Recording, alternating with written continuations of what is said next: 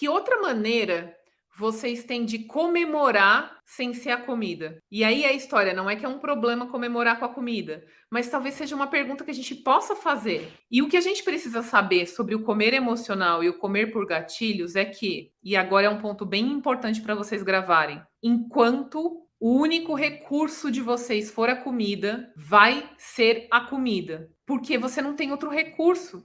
Então, a gente precisa construir recursos de bem-estar para conseguir que outros recursos entrem no lugar da comida.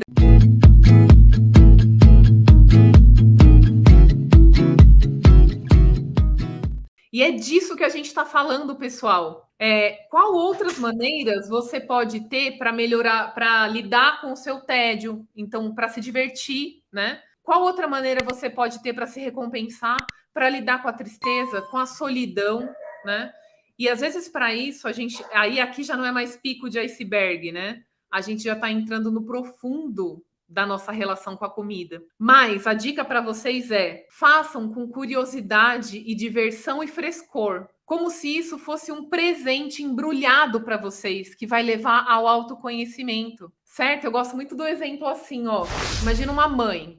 A filha terminou o primeiro namoro. Ela tinha lá 16 anos e ela tá muito triste. E aí a filha chega em casa, a mãe geralmente não vai falar para ela, olha, tem um monte de chocolate na gaveta, vai fazer você melhorar a tristeza, né? Ou então se a gente tem crianças entediadas em casa, nossa, quem é que é mãe? E depois da pandemia, antes eu falava nas férias, mas agora não deve ter exemplo mais fresco do que isso, né? Pensa, talvez, quanto que vocês não pensaram de recursos para lidar com o tédio das crianças em casa.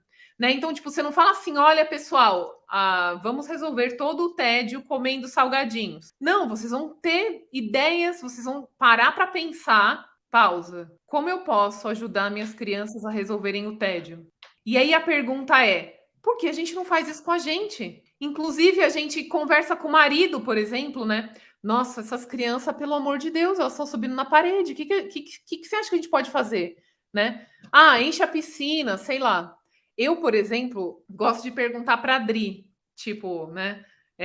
Dri, eu tô com isso aqui, tô com vontade de comer algo fresco. O que eu posso comer? Sabe? Ou então, tipo assim, ó, tô com esse problema. O que você acha dessa história, né? Então, pausa. Para a gente descobrir novos recursos, a gente vai precisar de investigação. Em geral, o nosso método de aprendizado, o que a gente pensa? Assim que eu descubro um problema, eu já acho que eu já tenho que ter encontrado a solução. A solução, pessoal, é um caminho. A gente vai precisar caminhar na solução. Então, o que eu quero deixar claro para vocês é: notar suas necessidades exige investigação. Se lembre, o que eu faria se fosse o meu filho ou uma amiga com tédio? O que eu faria se fosse o meu filho ou uma amiga falando para mim que tá triste? O que eu ia dar de conselho? O que eu ia falar para ela tentar? O que eu ia tentar em casa? E às vezes a resposta pode ser terapia, né? Mas essa é a história. A gente para pensar, mas talvez para a gente, a gente vai o quê? Vai para o bolo. Tô me sentindo sozinha. Comida. A gente não tem essa pausa para pensar nas soluções. Só tem uma do que você estava falando, né? A Josi, acho que tem uma resposta longa e uma resposta simples para a Josi, né? A Josi falou assim: mas se eu tiver com vontade e fome física ao mesmo tempo, e o que estiver disponível for um pedaço de bolo no lanche, por exemplo, não vai ser só vontade melhorar, só comer o doce quando estiver sem fome? Será melhor comer o doce só quando não tiver com fome, né? Excelente essa pergunta, Josi. Josi, você já está super avançada, né? Ó, essa pergunta é super avançada. E aí, o que eu vou responder para vocês? Para que a gente possa se sentir saciado, existem alguns pré-requisitos. Então, a nossa fome, ela é o que a gente chama de sensório específica. O que quer dizer isso? Se eu tiver com fome e o que está disponível para mim, né, é o bolo, se eu tô com fome, eu vou comer o bolo até o final.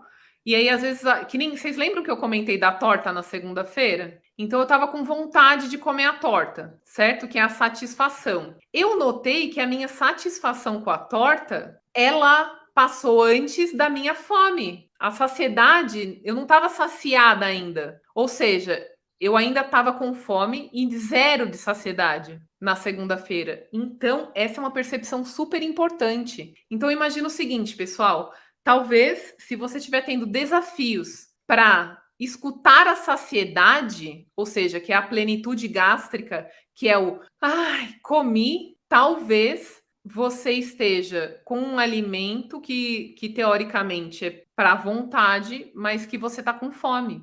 E tá tudo bem, a questão é só você notar que foi isso. Porque talvez você fique culpada porque comeu o bolo inteiro, mas na verdade você deveria se falar, era o que tinha para comer. E aí, se você estava com fome física, vai ser o bolo, é o que estava disponível. E aí é que a gente entra numa outra reflexão, que é onde o planejamento entra dentro do Mindful Eating. Nessa hora eu preciso ter à mão, né? A Adri costuma falar muito do passeio na cozinha. Como que tá minha cozinha? Minha cozinha tá preparada para eu fazer escolhas que me nutram, que tenham o que eu quero comer e o que eu preciso comer e o que tem disponível? Porque, pessoal, na hora da fome vai ser o aplicativo, né? E aí, assim, não tem problema que seja. A questão é só que vocês saibam, porque isso diminui a culpa. Essa pergunta foi excelente, Josi. Você quer acrescentar algo, Dri? Acho que tem vários caminhos também para essa pergunta. Às vezes eu escuto ela assim, eu tava com fome, aí eu comi o doce,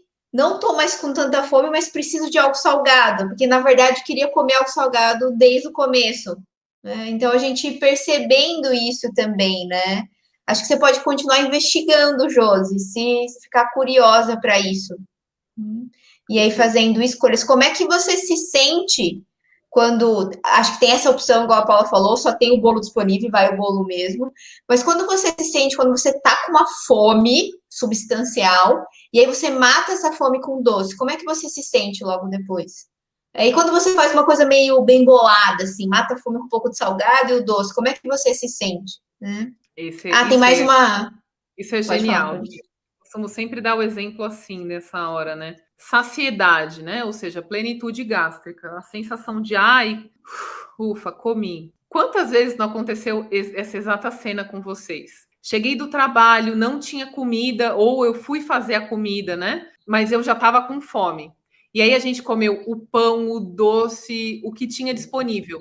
E aí a gente sentou e jantou. Aí a gente olha e fala, pelo amor de Deus, da onde que tem todo esse estômago, né? Eu comi tudo aquilo e tô com fome. E aí é isso, a gente estava com fome de janta. Ou seja, o pão, o doce não ia me saciar, porque eu estava com fome de janta. Então é isso que é a fome sensório específica. Se a gente não come o que a gente quer comer, talvez a gente vai precisar comer de novo, né? Que é a história do bolo, né? Talvez se meu lanche da tarde eu quisesse comer outra coisa e comer o bolo, talvez eu vá precisar comer outra coisa. Uhum. E às vezes, Paulite, a gente fala do doce, né? Mas para mim eu me lembro muito de carne. Ainda mais que a gente está falando mais de processo de vegetarianismo, né? De que às vezes você não come carne porque você está fazendo alguma coisa, estou tentando diminuir a carne, e você fica comendo, comendo até comer a carne, né? Então a gente pode ampliar para outros lugares também.